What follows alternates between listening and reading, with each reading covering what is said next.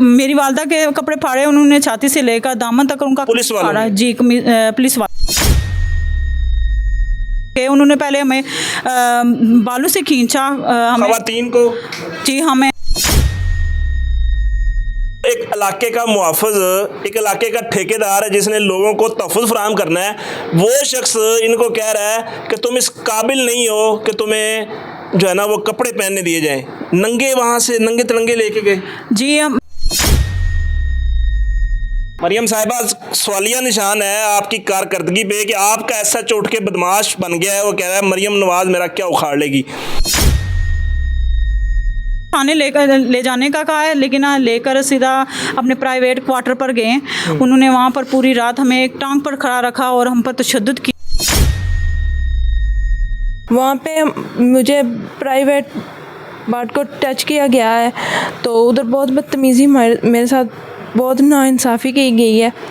तो आपने वहाँ एहतजाज नहीं किया कि आप ये क्या बेहुदा हरकतें कर रहे हैं, क्या बदतमीज़ी कर रहे हैं, आपके घर माँ बहन नहीं है?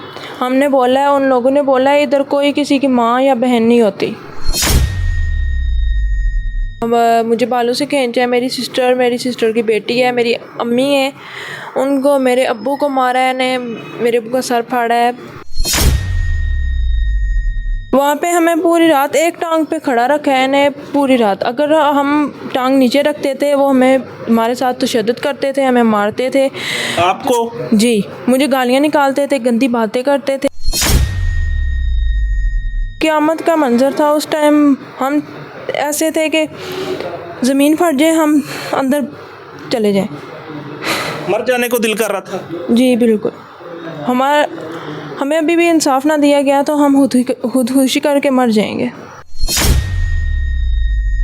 अस्सलाम वालेकुम, आपका मेज़बान नवार, मैं आपकी खिदमत में हाज़िर और आप देख रहे हैं डेली प्रोजेक्ट। इस वक्त मेरे साथ 110 एकड़ की मालकन मौजूद हैं जिनका ज़मीन का तनाज़ा चल रहा होता है और अदालत से फ़ैसला इनके हक़ में आ जाता है, लेकिन जो मुखालिफ पार्टी है वो पुलिस के साथ मिल के रात के 12 बजे इनके घर के ऊपर धावा बोलती है।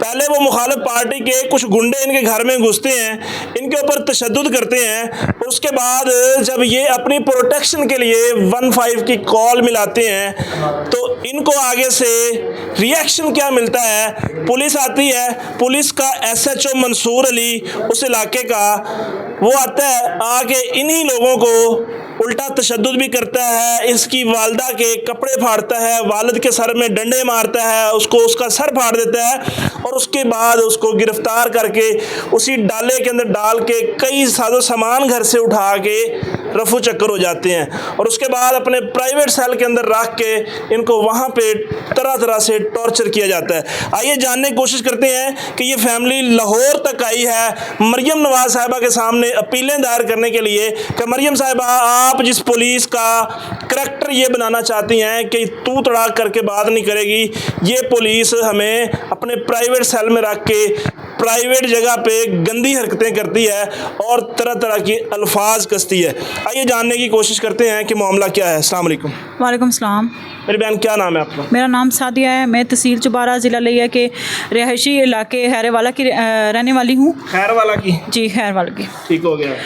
3 मार्च का वाक़या है। रात 12:30 बजे हमारे मुखालिफिन दीवारें छलांग कर हमारे घर में घुसते हैं, हम पर तशद्दुद करते हैं, मेरे अब्बू को मारते हैं, मेरी सिस्टर को मारते हैं, मेरी अम्मी को मारते हैं और मुझे मारते हैं। ज़मीन का तनाज़ा आपका? जी, ज़मीन का तनाज़ा चल रहा है पिछले 4 साल से। आपके रिश्तेदार ही हैं वो लोग? जी, मेरे अब्बू के दूर दराज से रिश्तेदार हैं। ज़मीन का तनाज़ा चल रहा है और जिसका केस हाई कोर्ट मुल्तान में दर्ज था और हमारे हक़ में उसका फ़ैसला फरवरी में आ भी चुका है 2026 में।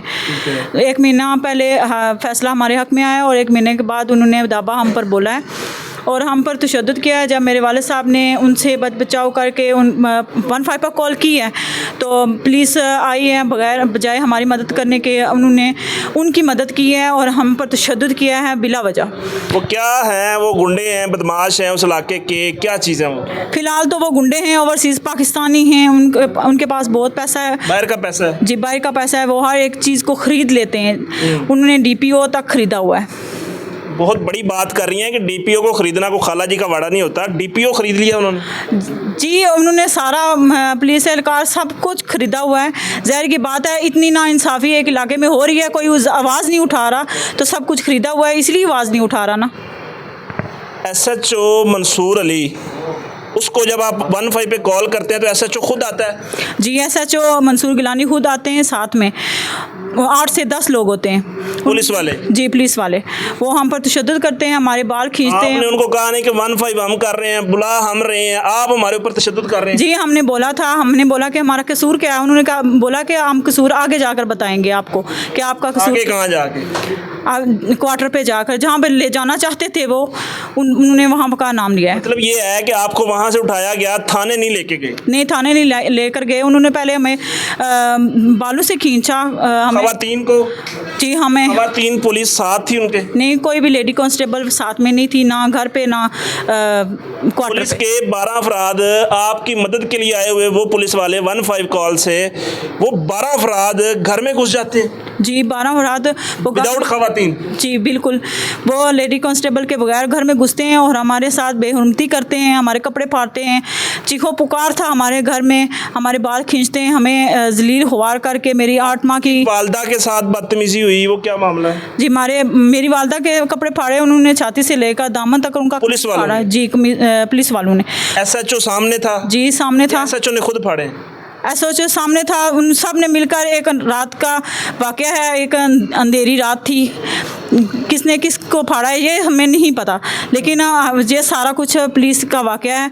और जब मेरी मम्मा ने कहा है कि मुझे कपड़े चेंज करने दें, तो उन्होंने बोला है कि आगे जाकर बीबी तुम इस लायक नहीं हो कि तुम्हारे कपड़े चेंज किए। कौन कहता है ये SHO कहता है। SHO एक इलाके का मुआफ़िज़, एक इलाके का ठेकेदार है जिसने लोगों को तहफ़्फ़ुज़ फराहम करना है। वो शख्स इनको कह रहा है कि तुम इस काबिल नहीं हो कि तुम्हें जो है ना वो कपड़े पहनने दिए जाएं। नंगे वहाँ से नंगे तिरंगे लेके गए? जी मेरी अम्मी का पूरा जिस्म दिख रहा था, हमने अपना दुपट्टा आधा उन रास्ते में उनके ऊपर दिया। वालदा के ऊपर? जी वालदा के क्या ऊपर। मंजर था उस वक्त जो ये सिचुएशन थी? एक क़यामत खेज़ मंजर था जो कोई भी बहन बेटी, कोई इज़्ज़तदार लोग बर्दाश्त नहीं कर सकते। फिर आपको वहाँ से क्या क्या के लेके गए कि थाने लेके जा रहे हैं? जी वहाँ से तो हमें थाने ले जाने का कहा है, लेकिन लेकर सीधा अपने प्राइवेट क्वार्टर पर गए। उन्होंने वहाँ पर पूरी रात हमें एक टांग पर खड़ा रखा और हम पर तशद्दुद किया। थाना कौन सा लगता है आपको वहाँ पे? तहसील चुबारा। तहसील चुबारा थाना है या चौकी है? थाना है। थाना है, ठीक हो गया। थाना नहीं लेके गए, प्राइवेट क्वार्टर लेके गए, और उसके साथ साथ घर के अंदर जब वो आए हैं उसके अलावा भी किसी किस्म का कोई नुकसान किया या सिर्फ आप लोगों को उठा के लेके गए? जी बहुत नुकसान किया उन्होंने। हमारे 4 अदर मोटरसाइकिल थे, एक इन्वर्टर था, एक प्रिंटर था, एक डाला था और एक ट्रैक्टर था। तो 5 तोला सोना था, 80,000 रुपये नकदी थी जो उन्होंने उठाए हमारे घर से। इतना कुछ वो सारे इकट्ठा करके ले गए हैं? जी उसी डाले में डालकर वो ले गए। आपके ही डाले में? जी हमारे डाले में। तो आप लोगों की हर चीज़ ओपन पड़ी हुई थी कि डाले की चाबी लगी हुई थी कि हर चीज़ वो लेके गए हैं? चाबी नहीं थी, उन्होंने मिस्त्री को बुलवाया है, ट्रैक्टर को स्टार्ट किया है और डाले को साथ में खींचा है, तो वो लेकर गए सारा सामान, मोटरसाइकिल सारे ऊपर उठवाकर। आपके पास इतने पैसे नहीं थे कि आपकी पुलिस आवाज़ सुनती? नहीं, हमारे पास इतने पैसे नहीं हैं कि जितने ओवरसीज़ पाकिस्तानियों के पास। 110 एकड़ ज़मीन के मालिक हैं, क्या फसल नहीं आती? फसल आती है, लेकिन आजकल के महंगाई के दौर में इतना पैसा कहाँ इकट्ठा होता है कि हम इन पुलिस एहलकारों को रिश्वत दें।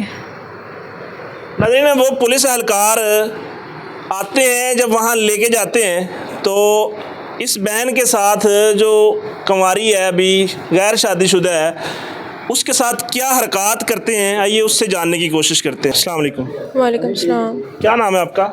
इकरा। इकरा बहन, मुझे ये बताएं कि आपके साथ क्या मामला हुआ? आप भी इस मामले का हिस्सा थी, आपको भी पुलिस वाले उठा के लेके गए थे? जी बिल्कुल। उस रात को तकरीबन 12 बजे, तकरीबन 12:30 बजे रात को पुलिस वाले आए, मुझे बालों से खींचा है। मेरी सिस्टर की बेटी है, मेरी अम्मी है, उनको मेरे अब्बू को मारा है ने, मेरे अब्बू का सर फाड़ा है। तो तो पुलिस वालों ने हमारे साथ बहुत उसका सर फाड़ दिया? जी आए तो वो उधर क्या क्या उम्र है आपके वालिद साहब की? तकरीबन 80-85 साल होगी 80-85 साल के बुजुर्ग का सर फाड़ दिया है पुलिस वालों ने? जी। ऊपर से 2 दिन उनकी पट्टी भी नहीं की। 2 दिन वहाँ पे रखा है आप लोगों को उस प्राइवेट सेल में? मेरे अब्बू को अभी तक मेरे अब्बू उधर ही हैं, हमें थाने में, तो हमें उन लोगों ने दूसरे दिन ना छोड़ दिया था तकरीबन 3-4 बजे। 2 दिन रखा आपको उस प्राइवेट सेल के अंदर? एक रात पूरे 24 घंटे। एक रात 24 घंटे पुलिस इन खवातीन को विदाउट जो है ना लेडी कांस्टेबल? नहीं, कोई लेडीज़ कांस्टेबल नहीं थी। जब हम हमारे घर में आए वो तब भी जगह नहीं। क्या थी? कोई थाना का था या कोई क्या एरिया था कि किस तरह की जगह थी? प्राइवेट या क्वार्टर था वो उन लोगों की जगह थी जो आपके मुखालिफिन हैं? नहीं, पुलिस वालों का प्राइवेट क्वार्टर था। वहाँ पे चारपाइयाँ वगैरह लगी हुई थी पुलिस वालों की। क्या आपके साथ बिहेवियर था पुलिस वालों का? वहाँ पे हमें पूरी रात एक टांग पे खड़ा रखा है ने पूरी रात। अगर हम टांग नीचे रखते थे वो हमारे साथ तशद्दुद करते थे, हमें मारते थे। आपको? जी, मुझे गालियाँ निकालते थे, गंदी बातें करते थे। क्या कहते थे? कहते थे कि आप लोग धंधे वाली हो, असला रखती हो, ये है वो है, सारी ऐसे गंदी बातें करते थे। पुलिस वाले आपको एक टांग पे खड़ा कर रहे हैं, उसके बाद बकवास कर रहे हैं इस तरह की? जी बिल्कुल। SHO भी उधर मौजूद था। SHO मंसूर अली? जी, मंसूर गिलानी। मंसूर गिलानी वो वहाँ पे मौजूद था और वो ये सारा कुछ खुद करवा रहा था? जी बिल्कुल, वो उधर सामने बैठा हुआ था। आपने उसे कहा नहीं कि मरियम नवाज साहिबा उनका जो इंसाफ का निज़ाम है वो कायम करना चाह रही हैं, उसके मुताबिक तो आप कहीं भी फिट नहीं आ रहे? जी, हमने बोला है कि हम मरियम नवाज साहिबा के पास जाएंगे। उसने बोला है मरियम नवाज साहिबा मेरा क्या उखाड़ लेगी, मैं उससे नहीं डरता। जो तुम भी जो SHO साहब कह रहे हैं? जी, जो तुम कर सकती हो तुम कर लो, जो मरियम नवाज साहिबा मेरा उखाड़ सकती हैं वो उखाड़ लें। मरियम साहिबा सवालिया निशान है आपकी कारकर्दगी पे कि आपका SHO उठ के बदमाश बन गया है। वो कह रहा है मरियम नवाज मेरा क्या उखाड़ लेगी। इतना बड़ा फनकार है वो कि मरियम नवाज को कुछ नहीं समझ रहा। जी बिल्कुल, वो हर औरत के साथ ऐसे ही करता है। जो औरत उधर जाती है उसके साथ वो ऐसे ही करता है, ऐसा इसके सलूक। अलावा आपके साथ क्या बदतमीजी की गई वहाँ पे मुझे प्राइवेट पार्ट को टच किया गया है, तो उधर बहुत बदतमीज़ी मेरे साथ बहुत नाइंसाफ़ी की गई है। तो आपने वहाँ एहतजाज नहीं किया कि आप ये क्या बेहुदा हरकतें कर रहे हैं, क्या बदतमीज़ी कर रहे हैं? आपके घर माँ बहन नहीं है? हमने बोला है, उन लोगों ने बोला है इधर कोई किसी की माँ या बहन नहीं होती। लेकिन कैसा ये इंसाफ का निज़ाम है, कैसे ये हमारे इदारे हैं कि उनको जब पुलिस को कॉल की जाती है, पुलिस प्रोटेक्शन के लिए होती है, तहफ़्फ़ुज़ के लिए होती है, जब उनको कॉल की जाए कि जनाब आएँ हमें बचाएं, अगर वो पुलिस ही डाकू बन जाए, वो पुलिस ही चोर बन जाए, घर से सोना ले जाए, गाड़ियाँ ले जाए उठा के, बाइक उठा के ले जाए, सामान उठा के ले जाए और उसके बाद उन्हीं घर की ख़वातीन को भी साथ ले जा के तशद्दुद करे, उनको उनके साथ बदतमीज़ी, तूफ़ान बदतमीज़ी जो है ना वो बर्पा करे, तो फिर यहाँ का एक आम आदमी पुलिस के साथ रब्ता करने से क्यों डरता है? ये है कहानी, ये है असल वजह जिस वजह से लोग पुलिस से बात करने से डरते हैं, कतराते हैं। आज लाहौर आई हैं, वहाँ से क्या मौक़िफ़ लेके आई हैं, क्या कहना चाहती हैं मरियम नवाज साहिबा को? इदारों से IG साहब देख रहे हैं। जी, हम उधर से आए, इतने दूर से हम सफ़र करके आए सिर्फ़ इस चीज़ के लिए कि हमें इंसाफ़ दिया जाए। मरियम नवाज से हमें अपील है कि हमें इंसाफ़ दिया जाए। ये जो SHO कह रहे हैं ये किसी की इज़्ज़त सेफ़ नहीं रखते, इनको मुतअल्लिक़ किया जाए। ये बच्ची कैमरे के सामने इसे बोला नहीं जा रहा, और जब पुलिस वाले जो है ना वो ये हरकत कर रहे होंगे तो उसकी कंडीशन क्या होगी? उस वक्त क्या हालत थी आपकी? हमारी क़यामत का मंज़र था उस टाइम। हम ऐसे थे कि ज़मीन फट जाए हम अंदर चले जाएं, मर जाने को दिल कर रहा था। जी बिल्कुल। हमें अभी भी इंसाफ ना दिया गया तो हम खुदकुशी करके मर जाएंगे। इंशाल्लाह ये निज़ाम उम्मीद है ये वीडियो देखने के बाद इदारों के पास ये वीडियो ज़्यादा से ज़्यादा शेयर कीजिएगा। इस वीडियो को लोगों तक ज़्यादा से ज़्यादा शेयर करें ताकि हो सकता है ये मरियम नवाज साहिबा या IG पंजाब साहब की नज़रों से गुज़रे और वो इनके लिए जो है ना वो इंसाफ का कोई माहौल फ़राहम करें, और उस SHO जो इस वक्त दलाल बना हुआ है, बदमाश बना हुआ है, उस SHO का भी कोई किया जाए ताकि बाकी जो इलाके के लोग हैं उनको भी सुकून मिले। अपनी राय का इज़हार कमेंट बॉक्स में ज़रूर कीजिएगा। मिलेंगे इंशाल्लाह नई वीडियो के साथ, तब तक के लिए अपना ख्याल रखिए। अल्लाह निगहबान।